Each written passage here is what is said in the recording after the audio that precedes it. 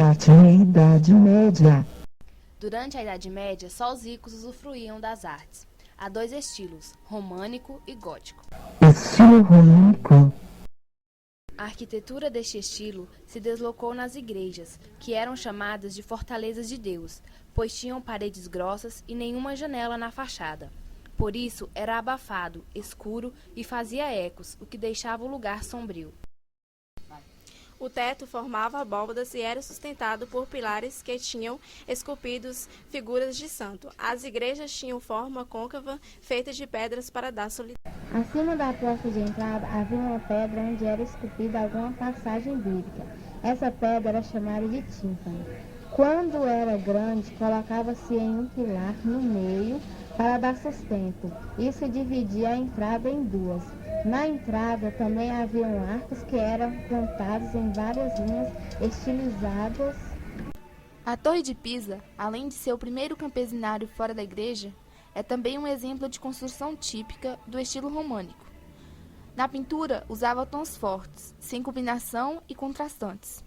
As figuras tinham tamanhos desproporcionais, não tinham sombra nem luz e não se importavam em pintar feições belas.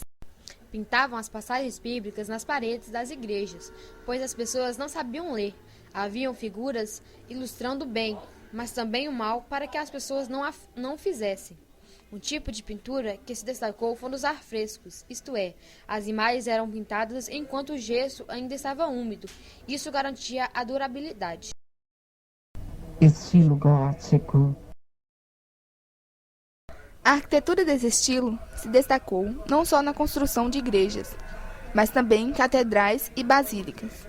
Por isso, esse estilo é chamado também de arte das catedrais.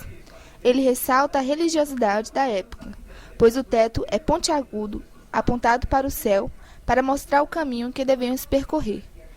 Por tentarem alcançar ao máximo o céu, isso deixava o teto enorme, mostrando assim que somos pequenos em relação a Deus. Sua fachada era cheia de janelas, em forma de círculos ou arcos, com vitrais de vidros coloridos que formavam desenhos, ensinando ao povo, por meio da mágica luminosidade de suas cores, as histórias e relatos contidos nas Sagradas Escrituras, além de deixarem o lugar iluminado e arejado. As paredes eram base espiritual da igreja, os pilares representavam os santos e os arcos e os nervos eram o caminho para Deus. Nessas construções não há simetria perfeita. Esse estilo se propagou pelas regiões da Europa, principalmente a França. As igrejas góticas possuíam 3 portais que davam acesso a 3 naves do interior da igreja. A nave central e 2 naves laterais. O marco do estilo gótico é a Catedral de Notre Dame.